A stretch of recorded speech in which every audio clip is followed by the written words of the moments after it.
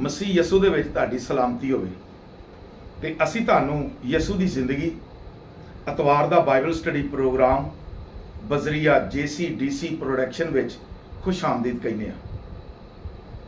ਤੇ ਅੱਜ ਤੁਹਾਡੇ ਨਾਲ ਮੈਂ ਇੱਕ ਹੋਰ ਖਾਸ ਗੱਲ ਕਰਨਾ ਚਾਹਨਾ ਬੱਚਿਆਂ ਦੇ ਬਾਰੇ। ਜਿਹੜੇ ਮਾਂ-ਬਾਪ ਨੇ ਜਿਨ੍ਹਾਂ ਨੂੰ ਖੁਦਾ ਨੇ ਔਲਾਦ ਦਿੱਤੀ ਹੈ। ਬਾਈਬਲ ਕਹਿੰਦੀ ਹੈ, ਖੁਦਾ ਦਾ ਕਲਾਮ ਆਂਦਾ ਹੈ ਕਿ ਪੇਟ ਦਾ ਫਲ ਖੁਦਾ ਵੱਲੋਂ ਇੱਕ ਮਿਰਾਸ ਹੈ, ਜਾਇਦਾਦ ਹੈ, ਮਲਕੀਅਤ ਹੈ, ਪ੍ਰਾਪਰਟੀ ਹੈ ਜਿਹੜੀ ਖੁਦਾ ਵੱਲੋਂ ਮਿਲਦੀ ਹੈ। ਤੇ ਉਸ ਖੁਦਾ ਦੀ ਦਿੱਤੀ ਹੋਈ ਪ੍ਰਾਪਰਟੀ ਨੂੰ, ਮਿਰਾਸ ਨੂੰ ਸੰਭਾਲਣਾ ਵੀ ਬੜਾ ਜ਼ਰੂਰੀ ਹੈ, ਜ਼ਾਇਆ ਨਾ ਹੋ ਜਾਏ। ਤੇ ਜਿਹੜੇ ਲੋਕ ਪ੍ਰਾਪਰਟੀ ਜ਼ਾਇਆ ਕਰ ਦਿੰਦੇ ਨਾ, ਉਹਨਾਂ ਦਾ ਬੜਾ ਨੁਕਸਾਨ ਹੁੰਦਾ ਜੀ। ਬਾਪ ਵੱਲੋਂ ਮਿਲੀ ਪ੍ਰਾਪਰਟੀ ਜਿਹੜਾ ਕਰ ਦਿੰਦਾ ਤਾਂ ਉਹਦਾ ਨੁਕਸਾਨ ਬੜਾ ਹੁੰਦਾ ਜੀ। ਅਸੀਂ ਮੁਸਰਫ ਬੇਟੇ ਨੂੰ ਵੇਖਦੇ ਆ ਕਿ ਉਹਨੇ ਬਾਪ ਦੀ ਪ੍ਰਾਪਰਟੀ ਲਈ ਤੇ ਜ਼ਾਇਆ ਕਰ ਦਿੱਤੀ, ਉਜਾੜ ਦਿੱਤੀ ਤੇ ਭੁੱਖਾ ਮਰਨ ਲੱਗਾ। ਤੇ ਫਿਰ ਉਹਨੇ ਦਿਲ 'ਚ ਹੀ ਸੋਚਿਆ, ਇਹ ਦਿਮਾਗ 'ਚ ਹੀ ਸੋਚਿਆ, ਮੈਂ ਇੱਥੇ ਭੁੱਖਾ ਮਰਨਾ ਪਿਆ, ਮੈਂ ਆਪਣੇ ਬਾਪ ਦੇ ਕੋਲ ਜਾਣਾ ਨਾ, ਉਹਦੇ ਕਿ ਮੈਂ ਤਰਲਾ ਮਿੰਟ ਕਰ ਲਾਂਗਾ, ਉਹਦੇ ਪੈਰੀ ਪੈ ਜਾਗਾ, ਉਹਨੂੰ ਆਖਾਂਗਾ ਬਾਪ ਮੈਨੂੰ ਨੌਕਰਾਂ ਵਾਂਗੂ ਰੱਖ ਲੈ, ਮੈਂ ਇੰਜ ਦਾ ਨਹੀਂ ਹੁਣ ਰਿਹਾ ਕਿ ਤੇਰਾ ਪੁੱਤਰ ਕਲਾਵਾਂ, ਤੇਰਾ ਪੁੱਤਰ ਨਹੀਂ ਅਖਵਾ ਸਕਦਾ ਕਿ ਮੇਰੇ ਕੰਮ ਹੀ ਬੜੇ ਭੈੜੇ ਰਹੇ ਨੇ। ਤੇ ਮੈਨੂੰ ਖੁਦਾਵੰਦਾ, ਮੈਨੂੰ ਬਾਪ ਇੰਜ ਕਰ, ਨੌਕਰਾਂ ਨੂੰ ਰੱਖ ਲੈ। ਜਦੋਂ ਉਹ ਟੁਰ ਪਿਆ ਤੇ ਬਾਪ ਦੇ ਵਿੱਚ ਬੜਾ ਰਹਿਮ ਆਇਆ। ਬਾਪ ਪਹਿਲਾਂ ਇੰਤਜ਼ਾਰ ਕਰਦਾ ਸੀ ਪਿਆ, ਤੇ ਬਾਪ ਨੇ ਆਪਣੀ ਬੇਇੱਜ਼ਤੀ ਦੀ ਪਰਵਾਹ ਨਹੀਂ ਕੀਤੀ। ਜੁੱਬਾ ਪਾਇਆ, ਉਹਨੇ ਜੁੱਬਾ ਚੁੱਕਿਆ ਤੇ ਦੌੜ ਲਾਈ। ਲੋਕ ਆਂਦੇ ਨੇ ਇਹਨੂੰ ਕੀ ਹੋ ਗਿਆ, ਇਹ ਤੇ ਨੰਗਾ ਹੋ ਗਿਆ, ਲੇਕਿਨ ਉਹਨੇ ਆਪਣੀ ਬੇਇੱਜ਼ਤੀ, ਲੋਕਾਂ ਦੀ ਗੱਲਾਂ ਦੀ ਪਰਵਾਹ ਨਹੀਂ ਕੀਤੀ। ਦੌੜ ਲਾਈ, ਉਹਨੇ ਜਾ ਕੇ ਆਪਣੇ ਬੇਟੇ ਨੂੰ ਚੁੰਮਿਆ, ਮੈਲ ਸਮੇਤ। ਕਿੰਨੇ ਕਿੰਨੇ ਦਿਨਾਂ ਦੀ ਮੈਲ ਚੜੀ ਸੀ, ਬੋਹ ਆਉਂਦੀ ਸੀ, ਲੇਕਿਨ ਉਹਨੇ ਗਲੇ ਲਾਇਆ, ਚੁੰਮਿਆ। ਵਾਲ ਵਧੇ ਹੋਏ ਸਨ, ਹਾਲੋਂ ਬੇਹਾਲ ਹੋਇਆ ਸੀ।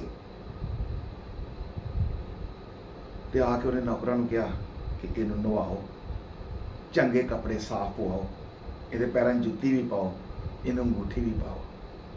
ਤੇ ਉਹ ਬਾਪ ਦੇ ਘਰ ਆ ਗਿਆ, ਲੇਕਿਨ ਉਹ ਝਾੜ ਉਹਨੇ ਸਭ ਕੁਝ ਛੱਡਿਆ। ਉਹਦੇ ਕੋਲ ਕੁਝ ਸ਼ੈ ਨਹੀਂ ਬਚੀ। ਲੇਕਿਨ ਅੱਜ ਮੈਂ ਬਾਪ ਦੀ ਦਿੱਤੀ ਹੋਈ ਮਿਰਾਸ ਦੇ ਬਾਰੇ ਗੱਲ ਕਰਨਾ ਚਾਹੁੰਦਾ ਵਾਂ। ਇਹ ਮੈਂ ਮਿਸਾਲ ਦਿੱਤੀ ਹੈ ਕਿ ਜੇ ਉੱਜੜ ਜਾਏ ਤੇ ਪੱਲੇ ਕੁਛ ਨਹੀਂ ਜੇ ਰਹਿੰਦਾ। ਅੱਜ ਅਸੀਂ ਔਲਾਦ ਪਾਣੇ ਆ ਖੁਦਾ ਤੋਂ। ਮੈਂ ਇੱਕ ਬੜਾ ਵੇਖਿਆ ਦੁਨੀਆ ਦੇ ਵਿੱਚ, ਬੜਾ ਵੇਖਿਆ। ਇੱਕ ਮਾਂ ਆਂਦੀ ਹੈ ਮੇਰਾ ਪੁੱਤਰ ਜਵਾਨ ਹੋ ਗਿਆ, ਮੈਂ ਆਪਣੇ ਪੁੱਤਰ ਨੂੰ ਲਈ ਸੋਹਣੀ ਜਿਹੀ ਕੁੜੀ ਲਿਆਉਣੀ। ਕੁੜੀ ਲੱਭ ਜਾਂਦੀ ਹੈ, ਉਹਨਾਂ ਦਾ ਵਿਆਹ ਕਰ ਲੈਂਦੇ ਨੇ, ਦੁਆਵਾਂ ਕਰਦੇ ਨੇ, ਖੁਦਾਵੰਦਾ ਜੋੜੀ ਰਲਾਈ, ਅੱਛੀ ਜੋੜੀ ਰਲਾਈ। ਮੁੜ ਕੇ ਉਹ ਹੀ ਮਾਂ ਜ਼ਰਾ ਜੀ ਗੱਲ ਤੋਂ ਨਾਰਾਜ਼ ਹੋਈ ਹੈ ਤੇ ਆਂਦੀ ਹੈ ਜੋੜੀ ਲਈ, ਬਦਦੁਆਵਾਂ ਦੇਣਾ ਸ਼ੁਰੂ ਕਰ ਦਿੰਦੀ ਹੈ। ਲੇਕਿਨ ਮਾਂ ਬਾਪ ਹੁੰਦਿਆਂ ਬਦਦੁਆਵਾਂ ਨਹੀਂ ਜੀ।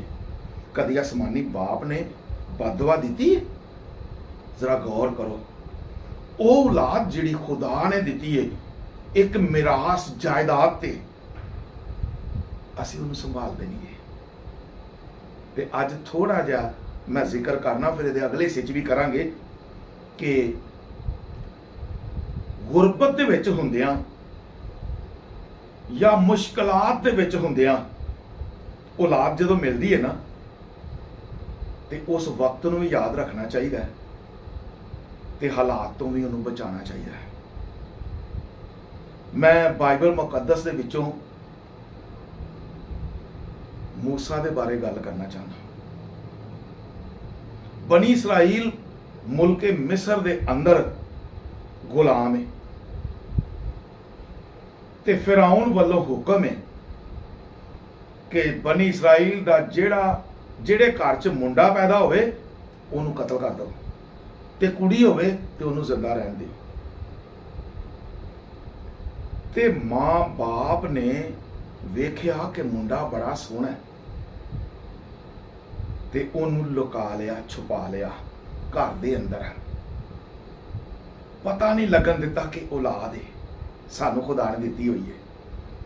ਤੇ ਬਾਈਬਲ ਕਹਿੰਦੀ ਹੈ 3 ਮਹੀਨੇ ਤੱਕ, ਕਿੰਨੇ 3 ਮਹੀਨੇ ਤੱਕ ਛੁਪਾ ਕੇ ਰੱਖਿਆ, ਲੁਕਾ ਕੇ ਰੱਖਿਆ। ਲੇਕਿਨ ਜਦੋਂ ਉਸ ਬੱਚੇ ਦੀਆਂ ਆਵਾਜ਼ਾਂ ਬਾਹਰ ਆਉਣ ਲੱਗੀਆਂ ਨਾ, ਤੇ ਉਹ ਮਜਬੂਰ ਹੋ ਗਏ ਕਿ ਇੰਜ ਨਾ ਹੋਵੇ ਕਿ ਕੋਈ ਆ ਕੇ ਕਤਲ ਕਰ ਦੇਵੇ।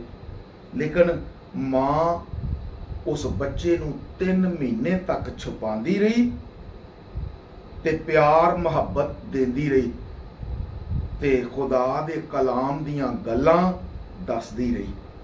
ਬਾਈਬਲ ਦੱਸਦੀ ਹੈ ਬਨੀ ਇਸਰਾਈਲ ਆਪਣੇ ਬੱਚਿਆਂ ਨੂੰ ਕਿਸ ਤਰੀਕੇ ਨਾਲ ਖੁਦਾਵੰਦ ਵੱਲ ਲਿਆਉਂਦੇ ਨੇ, ਕਿ ਇੱਕ ਜੋੜਾ ਜਦੋਂ ਉਹਦੇ ਔਲਾਦ ਪੈਦਾ ਹੋਣੀ ਹੁੰਦੀ ਹੈ, ਹਾਲੀ ਬੱਚਾ ਮਾਂ ਦੇ ਪੇਟ 'ਚ ਹੀ ਹੁੰਦਾ, ਤੇ ਉਹ ਘਰ ਛੱਡ ਕੇ ਕਿਸੇ ਜੰਗਲ 'ਚ ਟੁਰ ਜਾਂਦੇ ਨੇ, ਤੇ ਉੱਥੇ ਕਲਾਮ ਦੀਆਂ ਗੱਲਾਂ ਹੀ ਕਰਦੇ ਰਹਿੰਦੇ ਨੇ ਦੋਵੇਂ। ਮੀਆਂ ਬੀਵੀ ਕਲਾਮ ਦੇ ਗੱਲਾਂ ਕਰਦੇ ਰਹਿੰਦੇ ਨੇ, ਤੇ ਉਹ ਬੱਚਾ ਵੀ ਸੁਣਦਾ ਰਹਿੰਦਾ ਅੰਦਰ, ਉਹਦੀ ਤਰਬੀਅਤ ਹੁੰਦੀ ਰਹਿੰਦੀ ਹੈ। ਤੇ ਇਸੇ ਤਰ੍ਹਾਂ ਹੀ ਉਹ ਮਾਂ ਨੇ ਛੁਪਾ ਕੇ ਰੱਖਿਆ, ਕਿੰਨੇ ਕਮਰੇ ਬੰਦ ਜਿਨ੍ਹਾਂ ਦੇ ਵਿੱਚ ਉਹਨੇ ਛੁਪਾ ਕੇ ਰੱਖਿਆ, ਤੇ ਉਹਨੂੰ ਖੁਦਾ ਦੇ ਕਲਾਮ ਦੀਆਂ ਗੱਲਾਂ ਦੱਸਦੀ ਰਹੀ ਤੇ ਉਹਦੀ ਤਰਬੀਅਤ ਕਰਦੀ ਰਹੀ। ਤੇ ਈਮਾਨ ਨਾਲ ਹੀ ਉਹਨੇ ਛੁਪਾਇਆ ਸੀ ਕਿ ਮੇਰਾ ਪੁੱਤਰ ਬਚਿਆ ਰਹੇਗਾ। ਤੇ ਜਦੋਂ ਵੇਖਿਆ ਉਹਨੇ ਕਿ ਹਾਲਾਤ ਹੋਰ ਹੋ ਗਏ ਨੇ, ਇਸ ਤਰ੍ਹਾਂ ਨਾ ਹੋਵੇ ਕਿ ਸਿਪਾਹੀ ਆਉਂਦੇ ਨੇ ਤੇ ਆ ਕੇ ਮਾਰ ਛੱਡਣ, ਉਹਨੇ ਇੱਕ ਟੋਕਰੀ ਬਣਾਈ ਤੇ ਉਹਨੂੰ ਦਰਿਆ ਦੇ ਵਿੱਚ ਬੱਚੇ ਨੂੰ ਰੱਖ ਕੇ ਟੋਕਰੀ 'ਚ ਤੇ ਦਰਿਆ 'ਚ ਰੋੜ ਦਿੱਤਾ। ਤੇ ਇੰਤਜ਼ਾਰ ਕਰਦੀ, ਤੇ ਖੁਦਾ ਨੇ ਉਹਦਾ ਬੰਦੋਬਸਤ ਕੀਤਾ ਕਿ ਉਸ ਬੱਚੇ ਨੂੰ ਫਿਰੌਨ ਦੀ ਬੇਟੀ ਨੇ ਚੁੱਕ ਲਿਆ, ਉਹਨੂੰ ਨੇ ਆਪਣਾ ਪੁੱਤਰ ਬਣਾ ਲਿਆ। ਤੇ ਕਹਿੰਦੀ ਏ ਇੱਕ ਅਬਰਾਨੀ ਔਰਤ ਲੱਭ ਕੇ ਲਿਆਓ ਜਿਹੜੀ ਇਹਨੂੰ ਦੁੱਧ ਪਿਆਏ।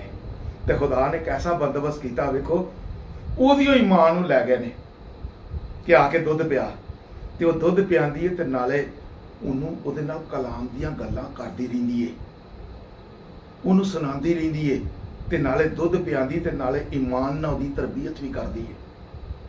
ਹੁਣ ਇਹ ਥੋੜਾ ਜਿਹਾ ਵਕਫਾ ਹੈ। ਦੁੱਧ ਜਦੋਂ ਛੁੱਟ ਗਿਆ ਤੇ ਮਾਂ ਦੀ ਛੁੱਟੀ ਹੋ ਗਈ। ਤੇ ਬਾਈਬਲ ਕਹਿੰਦੀ 40 ਸਾਲ ਰਿਹਾ ਉਹ ਫਿਰੌਨ ਦੇ ਘਰ, ਫਿਰੌਨ ਦੀ ਬੇਟੀ ਦਾ ਪੁੱਤਰ ਬਣ ਕੇ 40 ਸਾਲ ਰਿਹਾ। ਉੱਥੇ ਹੀ ਪੜ੍ਹਿਆ ਲਿਖਿਆ, ਸਾਰੇ ਇਲਮ ਉਹਨੇ ਹਾਸਲ ਕੀਤੇ ਨੇ, ਤੇ ਵਧੀਆ ਤੋਂ ਵਧੀਆ ਉਹਨੇ ਤਾਲੀਮ ਪਾਈ ਹੈ। ਤੇ ਇੱਕ ਬੜਾ ਵੱਡਾ ਪੜ੍ਹਿਆ ਲਿਖਿਆ ਸ਼ਖਸ ਬਣ ਕੇ ਉਹ ਖਲੋਤਾ ਹੈ। ਲੇਕਿਨ ਘਰ ਮਾਂ ਦੀ ਤਰਬੀਅਤ ਜਿਹੜੀ ਬਚਪਨ ਦੀ ਸੀ ਨਾ, ਉਹਦੀ ਮਾਂ ਨੇ ਜਿਹੜਾ ਛੁਪਾਇਆ ਸੀ ਉਹਦੇ ਨਾਲ ਉਹਦੇ ਤੋਂ ਨਿਖੜਿਆ ਨਹੀਂਗਾ। ਉਹ ਉਹਨੂੰ ਯਾਦ ਰਹੀ ਏ ਜਿਹੜਾ ਉਹਦੇ ਦਿਮਾਗ ਦੇ ਅੰਦਰ ਖੁਦਾ ਦਾ ਕਲਾਮ ਤੇ ਖੁਦਾ ਦੀਆਂ ਗੱਲਾਂ ਜਿਹੜੀਆਂ ਮਾਂ ਨੇ ਪਾਛੜੀਆਂ ਸਨ, ਉਹ ਰੁਕੀਆਂ ਨਹੀਂ। ਤੇ ਬੱਚਿਆਂ ਨੂੰ ਛੁਪਾਣਾ ਬੜਾ ਜ਼ਰੂਰੀ ਏ। ਉਹਨੇ ਫਿਰੌਨ ਤੋਂ ਛੁਪਾਇਆ, ਤੇ ਅੱਜ ਸ਼ੈਤਾਨ ਤੋਂ ਛੁਪਾਣਾ ਬੜਾ ਜ਼ਰੂਰੀ ਏ। ਦੁਨੀਆ ਦੇ ਹਾਲਾਤ ਤੋਂ ਬਚਾਉਣਾ ਬੜਾ ਜ਼ਰੂਰੀ ਏ। ਤੇ ਮੈਂ ਅਗਰ ਥੋੜਾ ਜਿਹਾ ਹੋਰ ਵੱਧ ਕੇ ਆਖਾਂ, ਬੱਚਿਆਂ ਨੂੰ ਨਸ਼ਿਆਂ ਤੋਂ ਬਚਾਉਣਾ ਵੀ ਬੜਾ ਜ਼ਰੂਰੀ ਏ। ਇਹ ਮਾਂ-ਬਾਪ ਛੋਟੇ ਹੁੰਦਿਆਂ ਤਾਂ ਉਹਨਾਂ ਦਾ ਧਿਆਨ ਖੁਦਾ ਦੇ ਕਲਾਮ ਵੱਲ ਪਾਉਣ, ਕਿ ਉਹ ਇਬਲੀਸ ਨਹੀਂ ਚਾਹੁੰਦਾ, ਸ਼ੈਤਾਨ ਨਹੀਂ ਚਾਹੁੰਦਾ, ਫਿਰੌਨ ਨਹੀਂ ਚਾਹੁੰਦਾ ਕਿ ਔਲਾਦ ਬਚੇ। ਉਹ ਤਾਂ ਘਰ ਬਰਬਾਦ ਕਰਦਾ, ਔਲਾਦਾਂ ਬਰਬਾਦ ਕਰਦਾ। ਯਿਸੂ ਮਸੀਹ ਨੂੰ ਵੇਖ ਲਓ, ਯਿਸੂ ਮਸੀਹ ਸੀ ਛੋਟਾ ਜਿਹਾ, ਤੇ ਹੈਰੋਦਿਸ ਨੇ ਹੁਕਮ ਜਾਰੀ ਕਰਤਾ 2 ਸਾਲ ਤੋਂ ਬੱਚੇ ਜਿਹੜੇ ਛੋਟੇ ਨੇ ਕਤਲ ਕਰ ਦਿੱਤੇ ਜਾਣ। ਤੇ ਉਹ ਤੇ ਫਰਿਸ਼ਤੇ ਨੇ, ਬਾਈਬਲ ਅੰਜੀਲ ਕਹਿੰਦੀ ਹੈ ਫਰਿਸ਼ਤੇ ਨੇ ਯੂਸਫ ਨੂੰ ਆਖਿਆ ਉੱਠ ਇਹਦੀ ਮਾਂ ਨੂੰ ਲੈ ਕੇ ਤੇ ਮਿਸਰ ਚਲਾ ਜਾ, ਤੇ ਉਹਨਾਂ ਲੁਕਾ ਲਿਆ, ਛੁਪਾ ਲਿਆ, ਉਹ ਸ਼ਹਿਰ ਚੋਂ ਹੀ ਚਲੇ ਗਏ। ਬੱਚਿਆਂ ਨੂੰ ਫਿਰੌਨ ਤੋਂ ਛੁਪਾਣਾ ਤੇ ਇਬਲੀਸ ਤੋਂ ਛੁਪਾਣਾ ਤੇ ਦੁਨੀਆ ਦੇ ਹਾਲਾਤ ਤੋਂ ਬਚਾਉਣਾ, ਇਹ ਬੜਾ ਜ਼ਰੂਰੀ ਹੈ। ਆਪਣੇ ਬੱਚਿਆਂ ਦੀ ਹਿਫਾਜ਼ਤ ਕਰੋ। ਖੁਦਾ ਜਿਹੜੀ ਔਲਾਦ ਦਿੰਦਾ ਇਹਦੀ ਹਿਫਾਜ਼ਤ ਕਰੋ। ਜੇ ਤੁਸੀਂ ਨਹੀਂ ਕਰਨੀ ਤੇ ਕਿਹਨੇ ਕਰਨੀ? ਕਿਉਂ ਖੁਦਾ ਨੇ ਔਲਾਦ ਦਿੱਤੀ ਹੈ? ਤੁਹਾਨੂੰ ਇਸ ਤਰ੍ਹਾਂ ਦਾ ਸ਼ਖਸ ਬਣਾ ਕੇ ਦਿੱਤੀ ਹੈ ਕਿ ਤੁਸੀਂ ਇਹਨੂੰ ਸਾਂਭ ਸਕੋ, ਇਹਨਾਂ ਨੂੰ ਸੰਭਾਲ ਸਕੋ, ਇਹਨਾਂ ਨੂੰ ਤਾਲੀਮ ਦੇ ਸਕੋ।